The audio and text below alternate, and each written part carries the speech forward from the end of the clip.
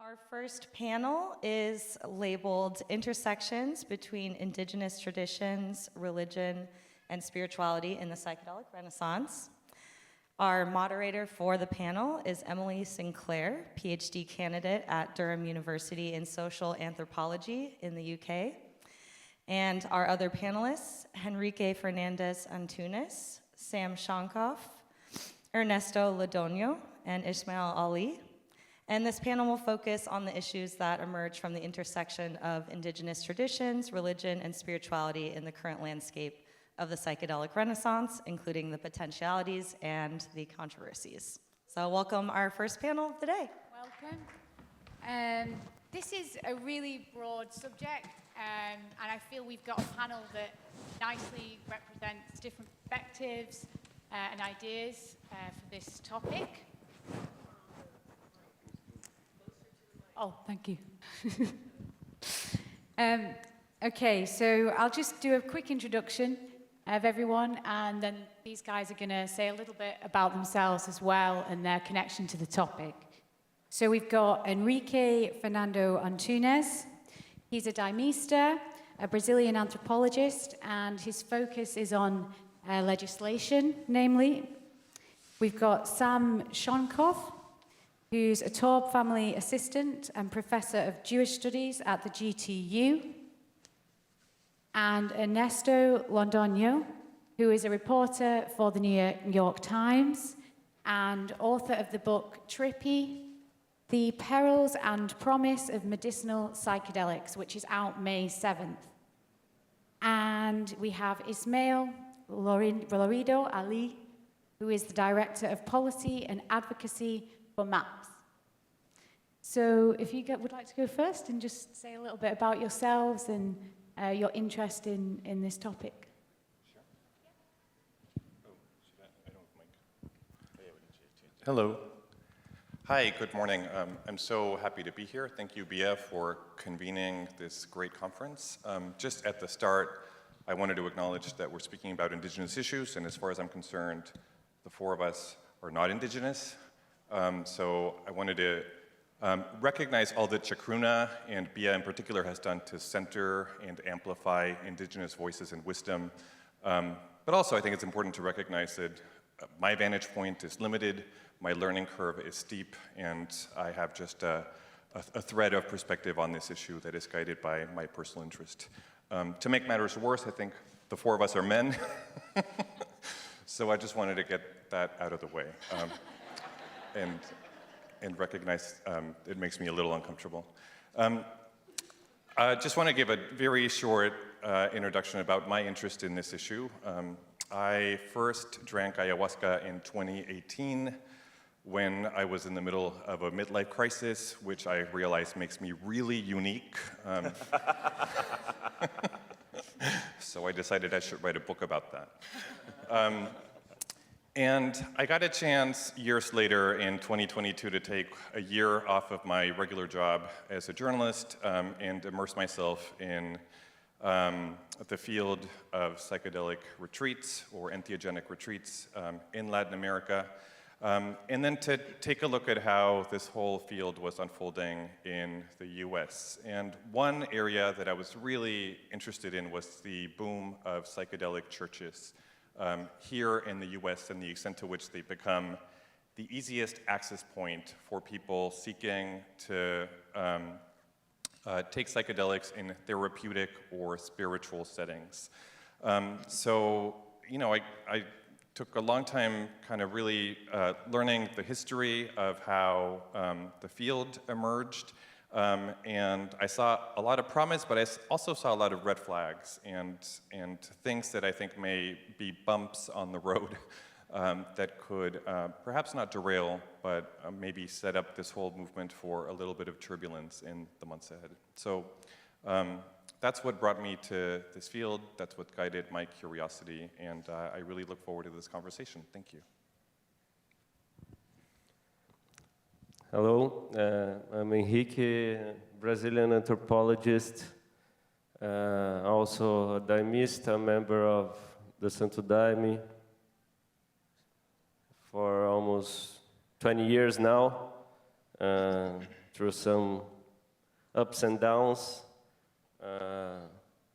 So I have a double interest in ayahuasca, Santo Daime as a researcher, as a member, and these two dimensions are always influencing each other, and the way I look academically through ayahuasca has to do as well with my living experiences in Santo Daime, and the way I think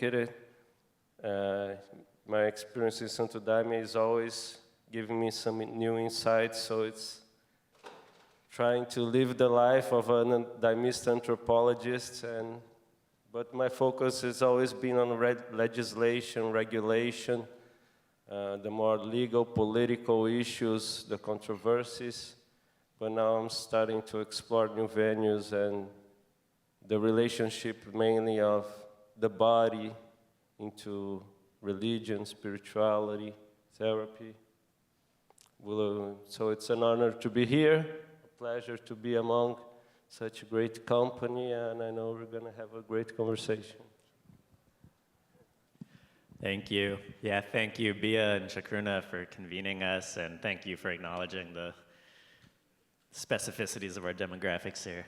My name's Sam Shonkoff. I'm a professor of Jewish studies at the Graduate Theological Union in Berkeley, and really coming to this material as a scholar of this thing we call mysticism, a scholar of religion, thinking about the nature of tradition, the place of interpretation and embodiment and sensory experience in non-ordinary states of consciousness. And I think in my mind, in my work, in my field, and also in collaboration with others at the UC Berkeley Center for the Science of Psychedelics and elsewhere, really been exploring what can thinking about religion and scholarship on religion help us understand in this just burgeoning field of psychedelic studies. And I think there's some really crucial conversations that should be happening there that are happening slowly but surely. And some of my own scholarship on this, in addition to thinking about sort of fields broadly, also focuses on intersections between Jewish mysticism and psychedelics and how that's played out over time and what's coming. I'm so excited for this conversation. Hello, everybody.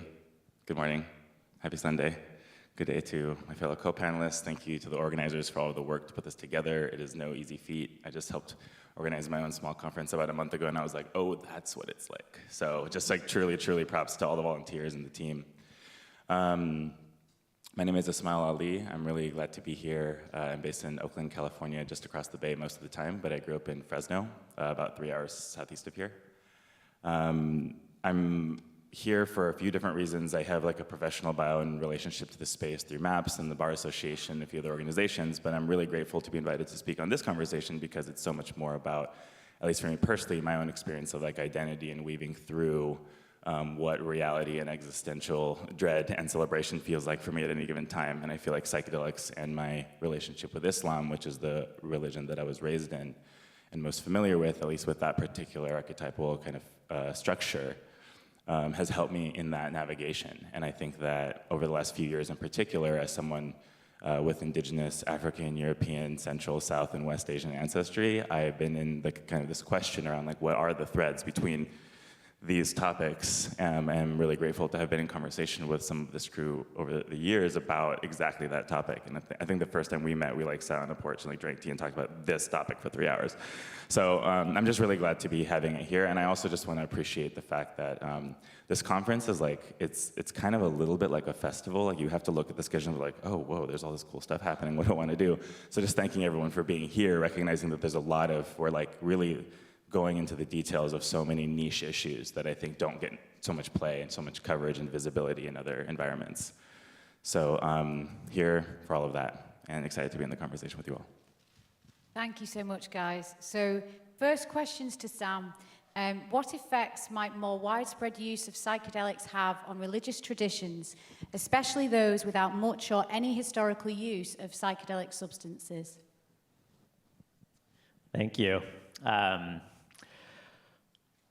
I think the place I want to begin in thinking about that question is I don't know. I think there's a lot of sort of ideas and certainties around what the effects of psychedelics broadly are going to be as they become more and more mainstream, more widely used, what it means for them to intersect with different religious traditions. I don't know, but I can say more than that as somebody who does think a lot about what has happened, what is happening. So I think concretely we can say that one of the most predictable and for me kind of uninteresting effects is that different religious traditions will start imagining and remembering use of these substances in their sort of ancient roots.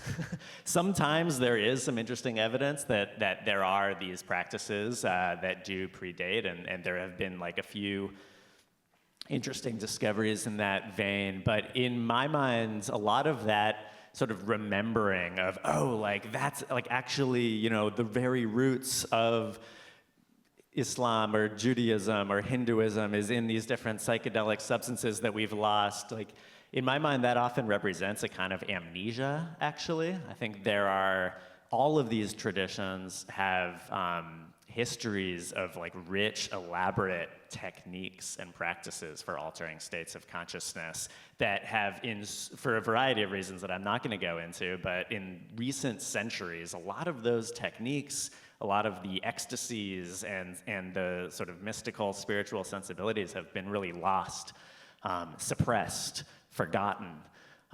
And so we're left with this sense of reading testimonies of the past, of revelations, of human divine encounters that they like must have been tripping, because it's hard for us to even imagine other ancestral techniques that used to be mainstream and part of the very bread and butter of those traditions. So I think that on some level, one thing that I'm observing and interested in is ways that as more of these religious traditions start intersecting with psychedelic practices, ways that will be almost a kind of like a jump start for inert engines, a shock treatment for atrophied hearts in some way, to reconnect these traditions with something that's direct and real. I'll also just say just one other piece of this that. So Robin Carhart Harris and other sort of psychedelic scientists have proposed this idea of rebus, which is this acronym for relaxed beliefs under psychedelics.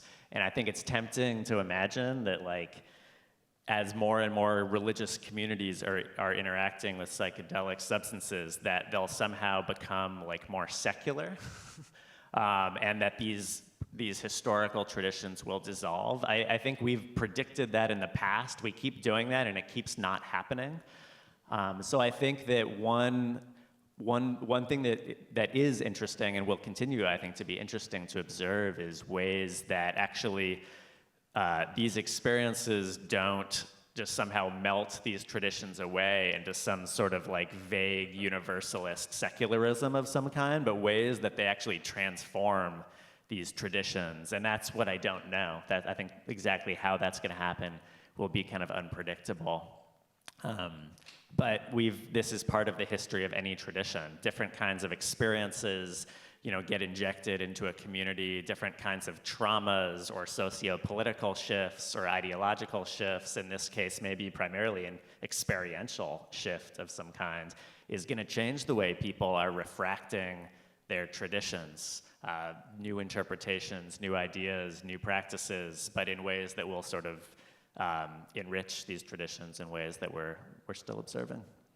Thank you for that answer, amazing. So Ernesto, legal cases pursued by the Brazilian churches Santo Daime and União Vegetal in the early 2000s have shaped case law at the intersection of drug policy and the sacramental use of psychoactive compounds. How are those churches different from the many new psychedelic churches that have been formed in recent years? Thank you for that question. Yeah, if you look at the history, it's really interesting the role that these relatively small churches in Brazil, both Santo Daime and União Vegetal, which were, I think, the first groups to reimagine and build sort of a new spiritual construct for the use of ayahuasca in a ceremonial space. They were very methodical and very careful about building a regulatory case for why this shouldn't be construed as drug use and why there should be space to openly use these compounds in spiritual settings. Many years later here in the United States, 2 affiliates of these churches pursued legal cases against the government, which is really unusual for people who are under scrutiny from the DEA to actually step forward and sue the DEA, and it's even more unusual for them to win. But I think what makes these groups unique is that, on the one hand, they don't proselytize. Daimistas and especially members of Unión Vegetal are very careful in sort of how people come into the fold. But it's hard to find them. It's hard to find access to their rituals. And when people become members of those communities, they're very invested and they're very serious about their spiritual practice. So here in the US, even though those legal battles created really strong and really distinctive case law supporting the idea that the use of Schedule I compounds could be an integral part of religious practice, they remained pretty small and they remained pretty inconspicuous. What we've seen in the past few years, sort of in the post-Michael Pollan era, as I like to call it, is a real boomtown phenomenon of a lot of people who were interested in psychedelics. Many of them were underground psychedelic practitioners, kind of seeing in the case law an opportunity to come out of the shadows and start operating openly. And there's a pretty broad spectrum of those churches and those actors, but what I see constantly is people who do not have any indigenous lineage kind of make that a part of their biography and their credentials. People asserting, so-and-so from, this indigenous community anointed me a carrier of the lineage and gave me the authority to serve kambo or serve bufo. And there's also, I think, I think some of those practitioners do have devotion and reverence for indigenous traditions, but to me, a lot of it feels like they're commodifying without really engaging in, a relationship of reciprocity with those communities and sort of dangling this sort of veneer of indigenous wisdom and having some sort of indigenous recognition as a way to bring legitimacy and credibility to the work they're doing, while at the same time charging exorbitant prices for these therapies.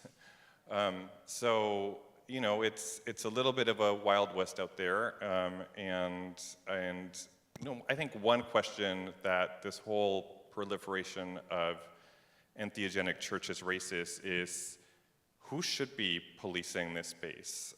It's uncomfortable to think that the DEA gets to determine who is and is not a legitimate religious practitioner. It doesn't seem like the agency really has the expertise or the background to be the arbiter of that. But is this a community in the way that it's evolving that can police itself and can be, sort of careful and discerning enough to conduct their work in ways that are ethical, safe, and sustainable, and that doesn't give the broader movement and the broader potential of these compounds a bad name and set the whole thing back? Thank you.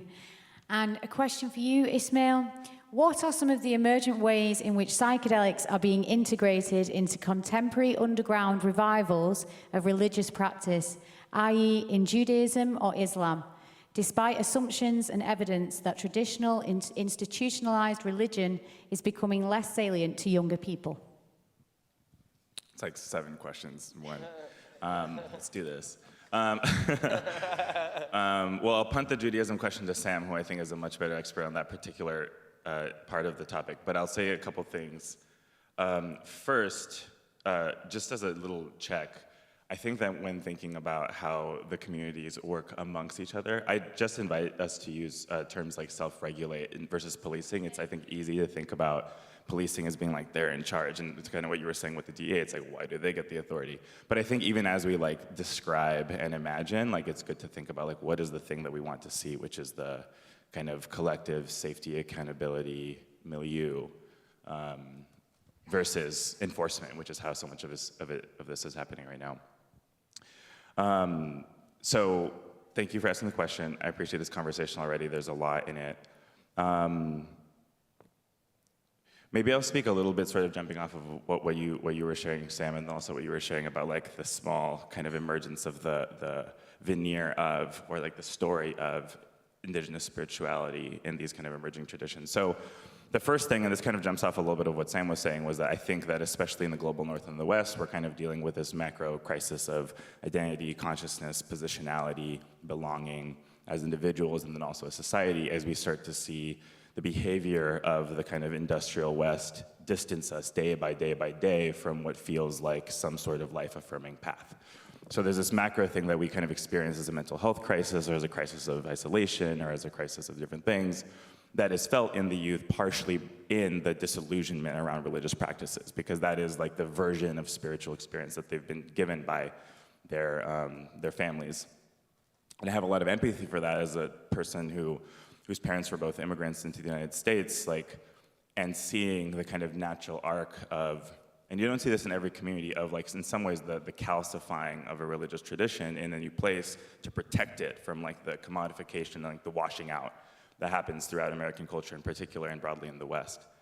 So there's a certain level where like I have a lot of empathy for the people who are like, well, we have to lock down our traditional practices as we understood them or as they were passed on to us, even if that was through the lens of shame or oppression or gender-based or other kinds of restriction, because that's like what we know, and we're feeling assaulted by every other aspect of society, so we have to like strengthen it. You see that a lot in the Muslim community, especially in first-generation people, but you see it in a lot of other places too. And of course, there's people who've been to who came to the United States at different times throughout history with their different kind of stories.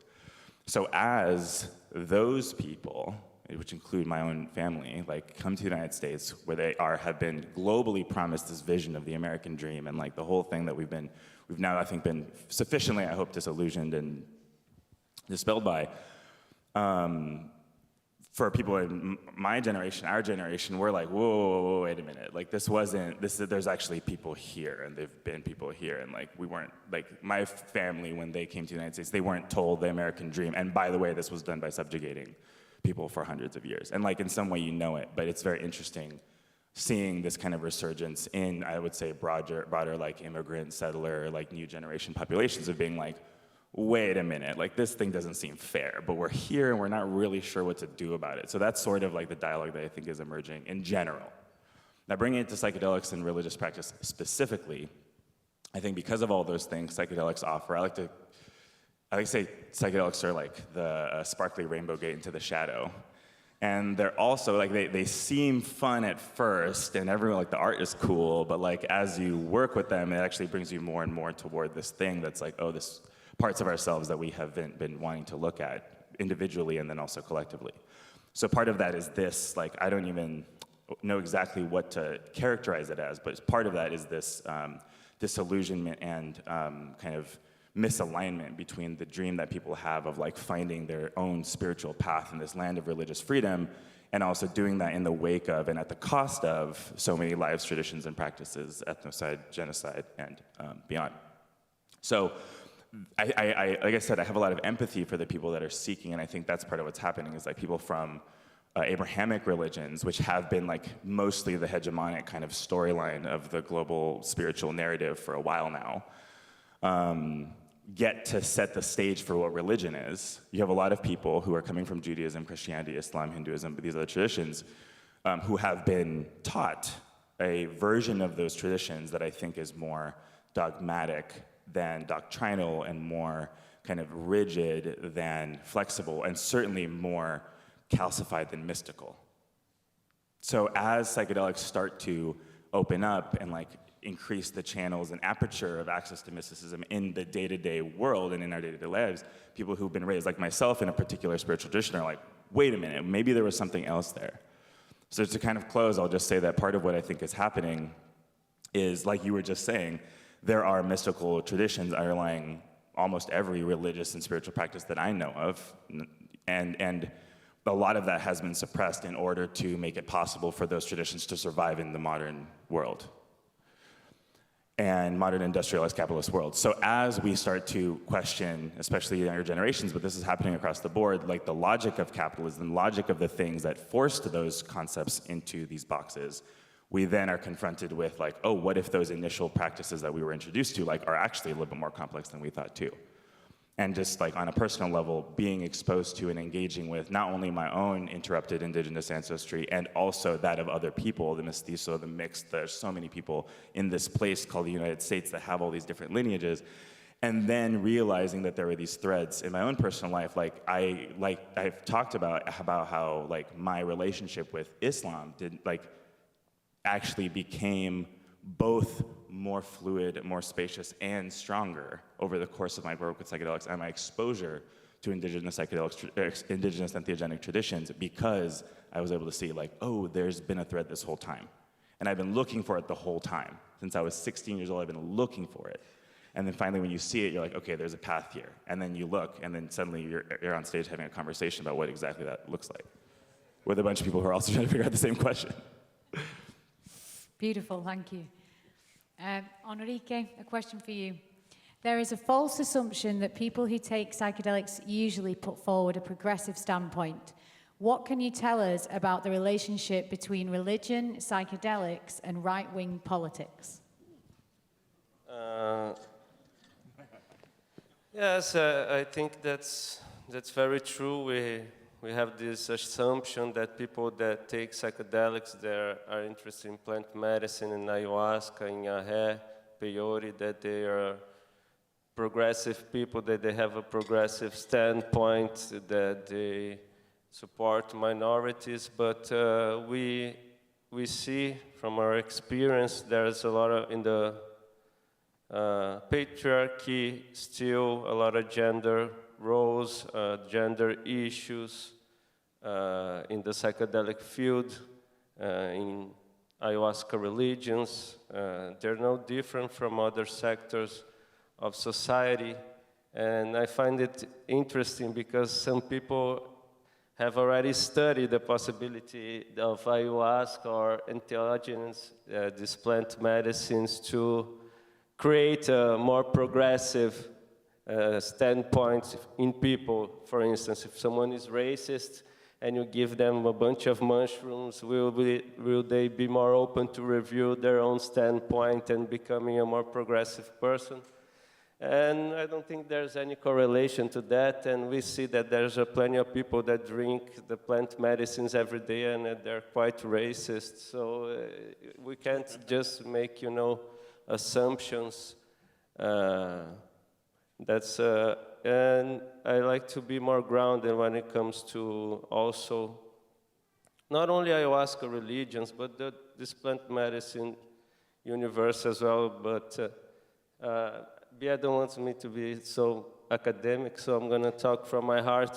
Sometimes that, from my experience in Santo Daime and in academia, sometimes I feel like that they're quite the same, because in academia they're thinking that they are the intellectual elite, and in Santo Daime they think they are the spiritual elite, and they all make fun of each other all the time, and they all think that they know the truth and the other don't. And when you see that, you only see people. There's envy, there's brown nosers, there's good people, so we're not that different, those universes. And so I think it's good to be real, to be grounded, and not to be romanticizing all the time the psychedelic universe, and to think that we are all this super great family with no problems, that everyone gets along. And no, that's just gonna, sweep under the rug all the issues and that we need to address. Thank you so much. So we have some collective questions for the panel now. So you guys can just, answer as you feel. How does thinking about religion help us think about psychedelics and vice versa?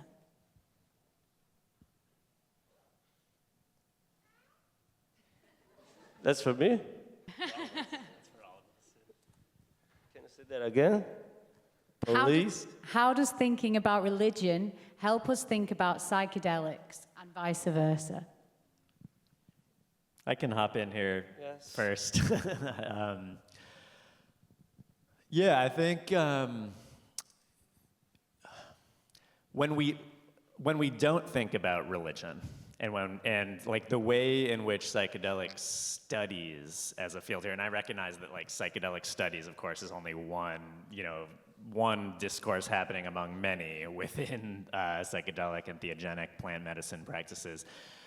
What seems to me, though, is when we don't think about religion in these contexts, we tend to universalize to kind of absurd degrees. And I mean, in some ways, call me old-fashioned, but I do have a sort of humanistic perspective. I think, there is a great worth in thinking about humanity as a species with like deep characteristics, shared characteristics, and the sciences, ways in which psychedelic studies has been dominated by like fields of neuroscience and psychology and molecular biology and all these fields. Like the strength of that has been to think in these very trans-cultural, trans-historical terms about what these medicines are and what they do to the human body and to the human mind. And there have been like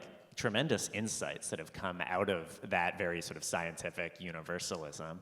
But often also what's lost, and what I think when we think about religion, and I use this term religion really broadly. I mean, on some level, like everything's religion. When we're talking about religion, we're talking about tradition, we're talking about culture, we're talking about positionality, we're talking about ways that that our own personal, familial, communal, ancestral backgrounds mediate the ways we understand the world and the ways we perceive reality.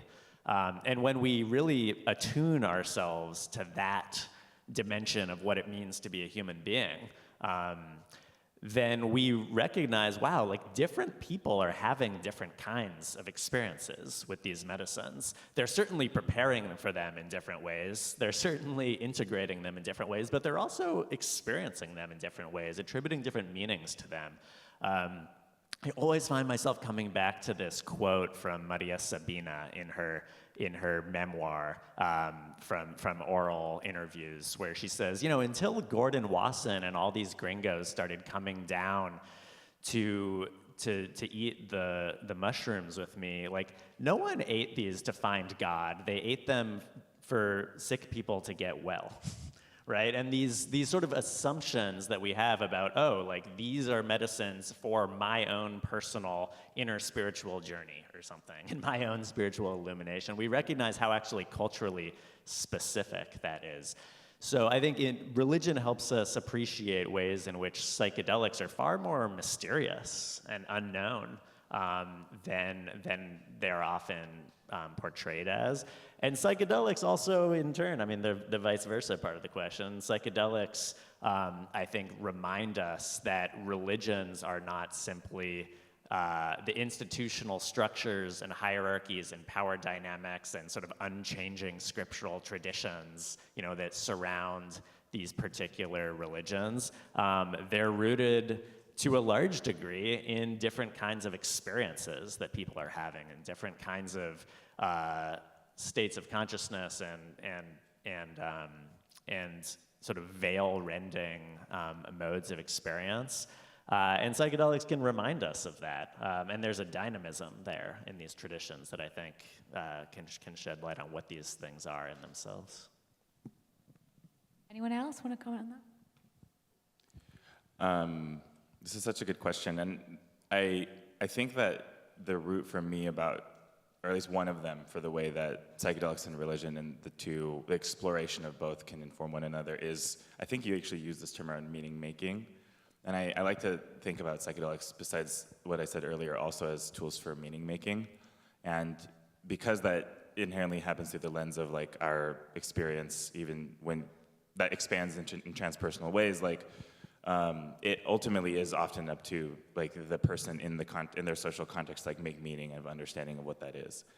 And I think a lot about, going to what I was saying earlier, about the sense of isolation, and it's interesting because even people, and this kind of goes to that statistically, even young people who are part of spiritual traditions and have been introduced to them are still feeling isolated. That was my story for sure, where I was like, yeah, there's all these people around the world that are doing this thing that like means something, but like I can't. And I maybe answer it really simply, like in the Islamic tradition, you pray, as we do in so many other ones. And I like to say, and when I told my father that ayahuasca taught me how to pray, after like years and years of him really trying, it was interesting. It was a big moment because I think it helped him understand that, like, you know, pathways to the mountain, sort of, to the top, kind of, sort of, that, not perennialist per se, but that approach that, like, there's something here that's actually, like, consistent. The other thing I want to just touch on with respect to this question is this kind of concept of, like, these big existential questions. And even in the legal analysis of, like, what is a religion in the United States, one of them is, like, does its doctrine speak to existential questions of, like, our existence and position in the world and so on. There's a bunch of other things. There was a panel yesterday, I hope that some of you got to see it, with a number of attorneys and folks that were talking very, very in depth about this particular kind of legal framework that you were mentioning earlier also. And it just makes me wonder if it is, in fact, some consistent human experience to deal with these existential questions at some point. We can kind of ignore, cope by scroll our way out of them for a time, but they eventually show up for everyone at some point. And I really like this idea that was also brought up yesterday, which is like, what is the line between a community and a church, or a community and a religion? Like, when does something become a religion? Is it the mere existence of a belief in something? And if so, would that not make science a religion? Would that not make the kind of Western materialist philosophical framework a religion? Like, what's the difference? And that helped me a lot actually understand, like, what's going on here, because, like, if religion is both the structured institution and it's kind of I like, you know, like, unchanging scripture over time, and also each person's individual spiritual experience as they understand it with whatever archetypes they're pulling together, then, like, how do we legislate and make legal decisions about something that's actually so universal and also so unique?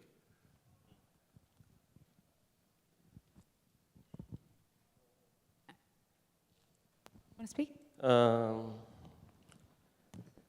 I would like to talk a little bit about, in my perspective, this relationship between religion and psychedelics.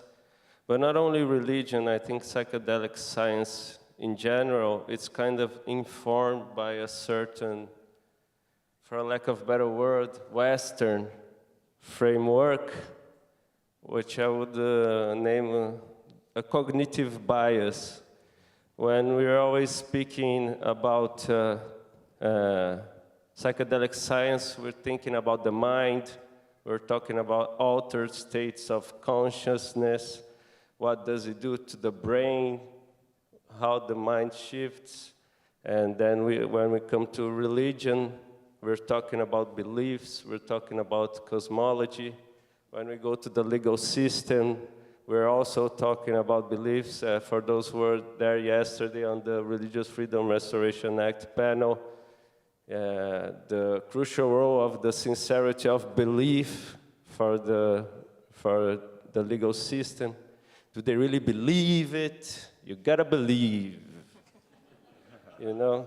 So the core, and that leads to a lot of also misunderstandings and sometimes mistreatments. For instance, you can easily ban the veiling of Muslim women because you say the core of her experience is the belief in the Quran and whatever, so that's sacred. We're protecting her belief and totally disregarding the way that the embodiment process, the body, the act of veiling, her relations to the body inform her identity and herself. So I think the psychedelic field is also very informed by this cognitive bias, and I think it is our tendency to purify things and to try to pinpoint where is the core of the experience. But when we really look to traditions, let's say the Santo Daime tradition that I'm part of, the body is central. To become a daimista, you have to learn how to play a musical instrument, a maracá. You have to learn how to dance. You have to learn how to sing in tune. You need to have rhythm. And if you're, depending on the part of the world you're from, you have to do that all at the same time in a foreign language that you don't even know what you're speaking. So to become a daimista, it involves believing in certain things, in Master Irineu, in the Queen of the Forest, but it involves as well learning a bunch of techniques, skills that comes from this kind of shaping of the body. So to be a daimista is not only believing, but treating your body in certain ways. And sometimes we try to overemphasize the role of the mind, of consciousness, in the detriment of the body. But if we see that for those who have taken ayahuasca, your stomach is aching, shaking, your legs are trembling, you're like, can't stand still, your body is going through all these motions, you're purging, you're doing everything, but we're here concerned about the mind. What is happening in the mind? Yeah. So I think what the psychedelics help us and other traditions is to kind of deconstruct our Western, and I don't know if I'm Brazilian, sometimes I'm Western, sometimes I'm not, so our Western notions, assumptions of what is religion, what is spirituality, what is the core, and this tension, this tendency to purify things. And that is why it's so hard to create these boundaries between what is religion, spirituality, therapy. Psychedelics are always blurring these boundaries, and it's hard to pinpoint. This is our tendency, our Western, modern notion, and trying to purify things that are kind of maybe not meant to be purified. Oh man, can I just I think one important, that's like a brilliant and super essential point, and I think when we're thinking about this, the cognitive bias of Western emphases on belief and so on, something that we have to also acknowledge is that's a bias from a lens of Christianity, right? This emphasis on doctrine, on belief as the essence of religion. And so that's this way that actually even, among sort of the secular scientific materialism and so on, it's still often informed by this Christian understanding of religion. Yeah, but what I find now, I'm gonna get carried away easily. But what I find interesting, it's not only Christian, but it's also from Western philosophy, Cartesian, I think, and therefore I am. So there's also this shift. Christian philosophers. Yeah, but there was this shift that came from Protestant reform, but there's also this notion that came from Western science that focus on the mind, psychology, neuroscience.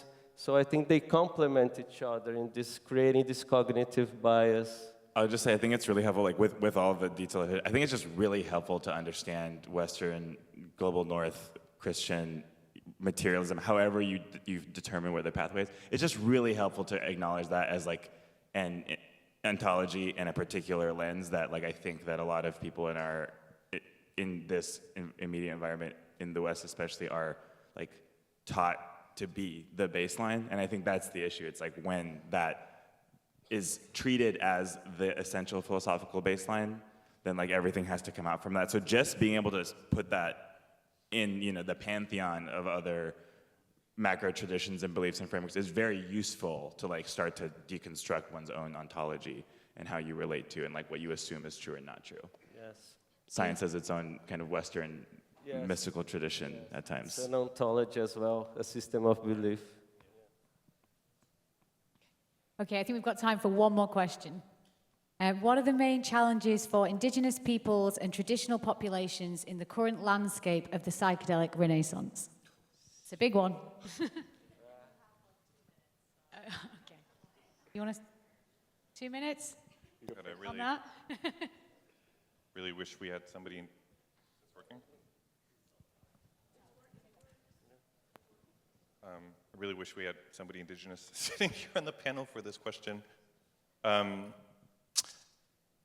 I think to be recognized and to have a seat at the table, which very often is lacking in these spaces.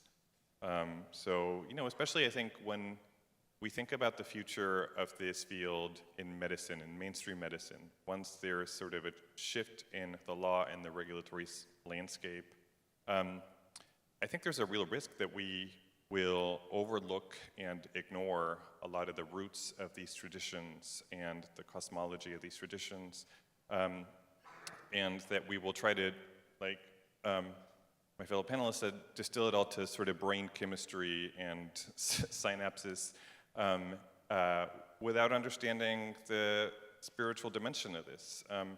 I think one thing I've consistently seen among people that I've met on retreats or people who have gravitated toward this space is that a psychedelic experience can shift somebody's perspective and mood powerfully in the short term. But for the people who I think have found durable changes and healing in the space, it's because they've been able to sort of segue into a spiritual practice, that this has been sort of the catalyst of reframing your relationship with some of the really difficult, mysterious questions of who we are and what we're doing here. And starting to pray, starting contemplative practices. So I do think there's a big risk that once the doors open more widely on the regulatory and legal landscape when it comes to the medicinal aspect of this, there may be very little appetite or room to incorporate these things. I'll give a really quick pithy answer. I know we have 30 seconds. I was on a panel with Christine in DC, who's here, at Horizons in Portland in December, I think it was, and this question was brought up, and I think the question where we landed in that conversation was time. It was actually, there's so many answers to that question, and I agree that we're not particularly qualified to answer it directly, but one of the things I've seen come up is time, and when you're doing like legal and political change, like there's a certain schedule, and like relational building does not happen on the schedule of political expansion. And I think that that's one of the ways that the different ontologies interact, and when they're interacting in the particular container of trying to do political change, where like a lot of things get messy. So I'll just leave it at that. Thank you so much. Give it up for our first panel.